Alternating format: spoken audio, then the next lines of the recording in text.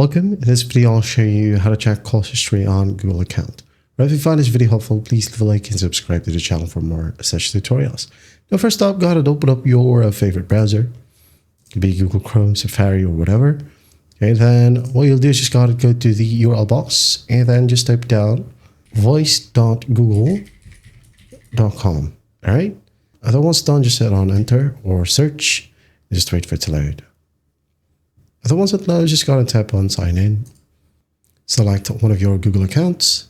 And then after that, it will log you into Google Voice. Okay. Now in this section, it's not going to load up in my end because I have a problem with my internet. Okay. So you'll have a list right here of your calls or call history from your Google account. So another option, you could go ahead and choose to download Google Voice. Okay. Hit on search, type it down, Google Voice, just like so.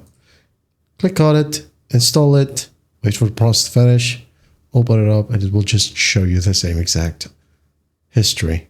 All right. Tap on open and just log in. All right. So currently where I live, it's not supported in my country.